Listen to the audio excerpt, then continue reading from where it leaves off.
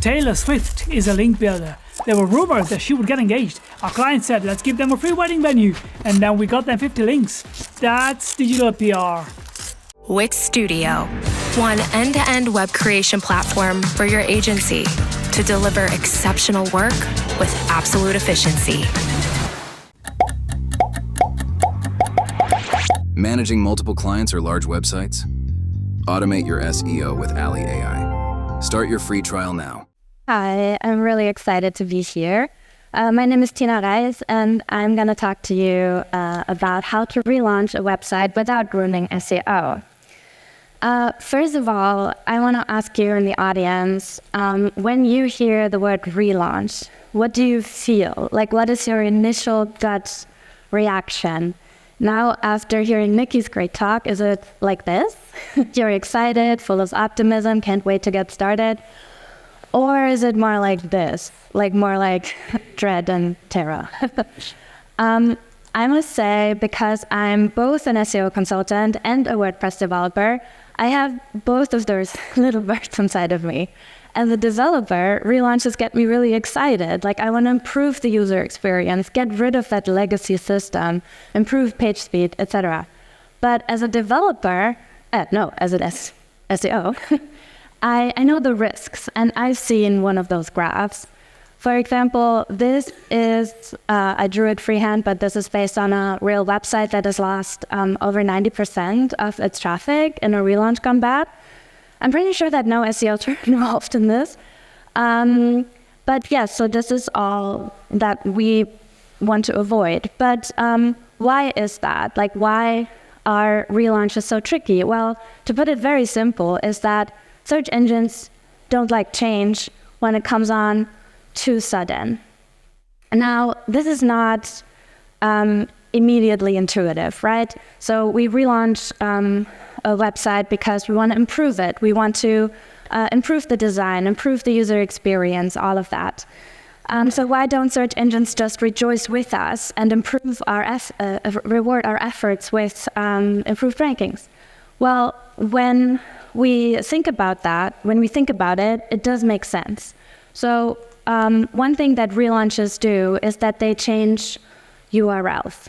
And with that URL goes all of your ranking data. So that is your backlinks, your rankings, your user signals, everything that search engines have collected about your page over time. So now when you change it, and Google lands on a 404, it will try to find the new content by signals such as like the sitemap or internal linking, but I've actually never seen that work.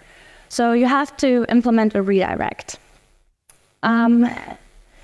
If you implement a redirect, it can transfer your rankings, but it is not a safe bet. You can think of like a 301 redirect as like a strong canonicalization signal. It helps Google find the new content, and it helps with indexation, but it is not a guarantee that your content will rank for the same keywords as before. And the reason for that is that with a relaunch, you usually don't just change the URLs. You change maybe the content, you merge site sections, you improve or add features or remove features. So from the perspective of search engines, the question is, will our users like it the same as before?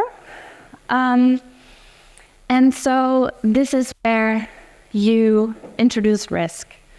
And you find yourself in this contradiction. You want to change the site, or you have to because your boss says so, but also you don't want to change it too much. You need to hit that sweet spot where search engines still see the continuity without interpreting it as a complete cut. Now, if that sounds quite tricky, it is. And then it gets even more complicated when we look at what the realities of all of our work is. So usually with a relaunch, you have many stakeholders. You work, it usually takes months at least. And over this longer period of time, you have to make many decisions, usually touching every aspect of a site. So that is high pressure. And during that whole process, you have to keep your goals, what you need for SEO, that sweet spot, in mind while you're negotiating with your designers, with your product team, with the content team, and the developers who come with their own set of requirements and expectations. So, given all of this, you find yourself in a tricky position, and who has not been in this position before, right? SEO is not involved early enough, or it doesn't have priority. So this, I think, like all of us have probably at some point in our career been in this position before. Then, with all of that, a relaunch can very quickly feel like this. So you're racing towards the finish line, you know the stakes are so high, you're terrified you're going to forget something, and so that is a horrible experience. So in this talk, I want to give you breaks, a map, and a steering wheel, so you set yourself up for SEO success. So let's talk about how to get it right. My key approaches, let's say, is I want to get involved as early as possible. So basically, as soon as you hear the quiet whispers of, oh, maybe we could do a relaunch, that's when you need to listen up and find out what is happening and get a seat at the table. Then I like to make a plan. You need to be as structured as possible, because with that structure, you avoid mistakes, you avoid losing the thread in all of the conversations with different stakeholders that you're going to have. And then lastly, to be proactive and anticipate problems. Like, always think about the next step. So maybe the next step is the designers are creating mock-ups and wireframes. What do they need to make them SEO friendly, or to get your SEO requirements in there? Or say at a later stage, the developers are working on the staging environment. What do they need so that they have SEO in mind and implement what you need? So always think about the next step. Now I want to take this step by step, but instead of just giving you like a detailed laundry list of everything you need to do, I have compiled all of those details into a checklist. It also includes some templates. You can download it here. I also have the link in my speaker deck later.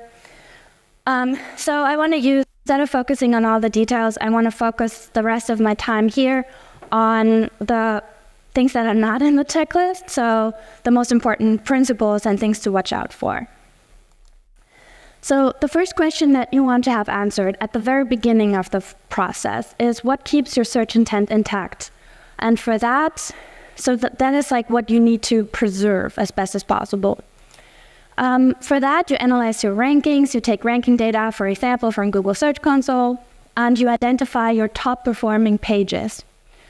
Those are the ones that you need to pay special attention to during the process. Then you look at the keywords that those pages are ranking for and look at the page content and see, okay, what are the elements here that are really important to serve that search intent? And then from that, to give you structure, create a reference document. Like, just note everything down. That can look maybe like this. This is a very, very simple example. You will probably have more data in there. But basically, you will make a note of your most important URLs, or also if you have a lot of pages or site sections on your site that are similar, then you can go analyze it template by template. You look at, okay, what is the traffic that is currently coming in through those pages, and what is probably based on the keywords that they are ranking for the search intent. And also, what are the important elements on there that you really want to have transferred in the relaunch? So, for example, maybe you have pages that have FAQs. And those rank for a lot of featured snippets, or this like people also ask feature.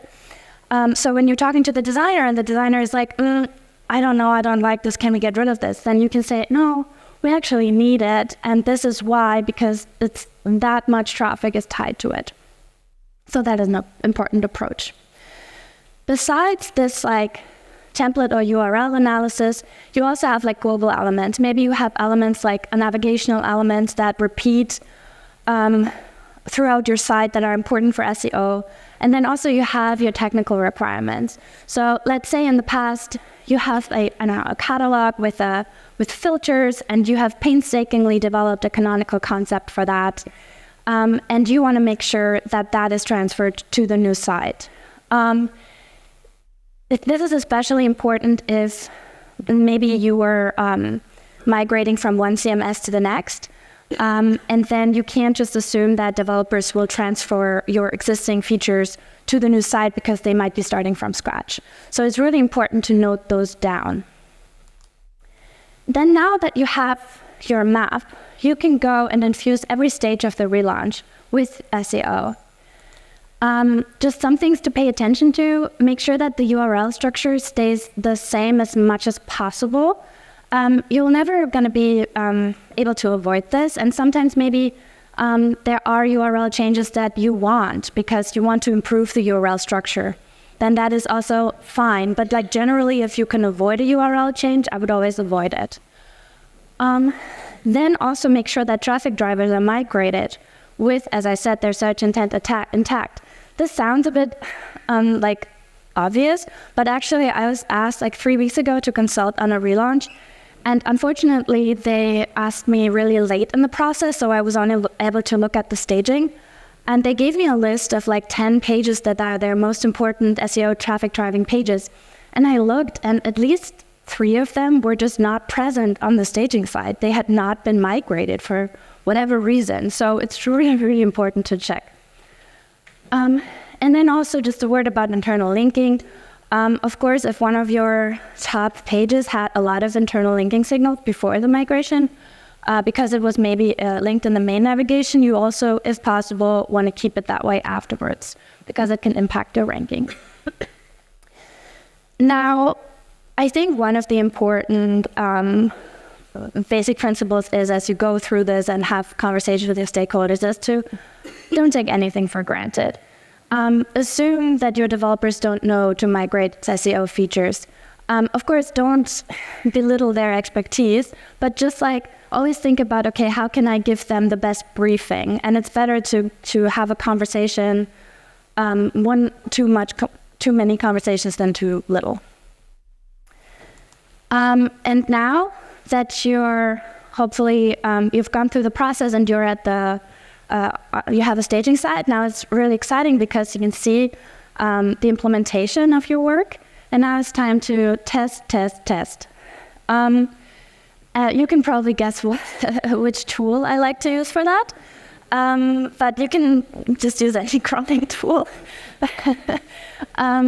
Now it's time to crawl your staging site, check for any errors, make sure that all your requirements are there and working as expected. And I also recommend to do this a couple of times. So, because at this stage, developers will still be working on it. And with each deploy, maybe a feature that you had before and it was working is now breaking. So definitely do it in regular intervals while the staging is being worked on. Also, now that you have the staging, it is time to map out your redirects. And for that, I like to crawl the current site and the staging site, and then I compare URL paths or slugs. And basically, if I can't find a URL path that I had on the current site on the staging, then I need to investigate.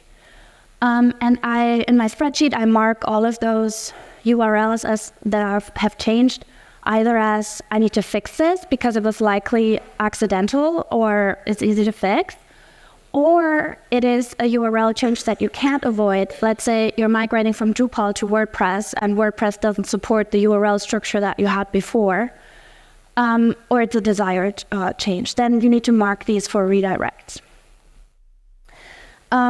Also want to say something because I work with a lot of multilingual sites, and also my language, German, has these nice umlauts. This causes a lot of issues. So for example, here in the first URL, the German umlaut Ü was transliterated to UE, which is the standard, or which is what Germans would understand to be the correct way. And in the second one, it was transliterated just as U. which is, I believe, correct me if I'm wrong, but I think WordPress does this. And so that's like an unnecessary redirect. And if you can influence the transliteration rules, that would be, good. Now we've arrived at launch date. I hope that you've gone through all of those steps and you feel as happy as Sizzlebird. If it feels more like this, then that's also fine. Just take a breath. Now is the time to go through some crucial steps. First, you need to test your redirects and really, really test them. Don't just expect that they work as expected if you give them, to your devs. Check that they return the correct status code and lead to the destination URL that you intended. And then check that the site is indexable. Actually, I work with a lot of WordPress sites, and I don't know how many of you have worked with this, but there's this sneaky little setting in WordPress that says discourage search engines from indexing the site. And it's usually used by developers during the staging to make sure that the staging doesn't get indexed. But I've actually, I think it was that's only 4 times in my career that somebody called me after a relaunch and said, hey, our site is just not on Google at all. And then that check mark was checked. So really check that. And then to help Google find and process your changes faster, submit the sitemap to Google Search Console. And now begins the anxious phase, because it's not over until Google says it is. Now's the time where for a couple of weeks until Google has crawled and processed all your changes, you need to anxiously monitor Search Console. And don't panic when you see fluctuations, because it is perfectly normal for relaunches, even a relaunch that is successful, to have a temporary drop in rankings just while everything is being processed and also tested. So with all that, I want to give you my key takeaways. So first of all, you need to really understand what drives your rankings, because that gives you that map that you go through the process with, and you know what you need to preserve. Bring structure into your process by using a reference list as a guide, and communicate proactively. Don't take anything for granted. Always think about the next step. With all of that, I hope that you get to reap the benefits of a relaunch, because in the long run, after all this anxious phase is over, it should improve your rankings. It should, because you have a better user experience, because ideally you have thinner page speed and all of that. So I really hope that this will set you up for success. Here's the QR code to the checklist again. Gotta take a breath while you do it. But it is also, the presentation is already on Speaker Deck, so you can also get the slides there. It's amazing because I was always over time when I practiced, so now I can give you more time for this. But you can get the slides on Speaker Deck, and I would really love it if you connected with me, either grab me when I'm walking around, or connect with me on LinkedIn. This QR code leads to my LinkedIn, and tell me your relaunch story, good or bad. Thank you very much.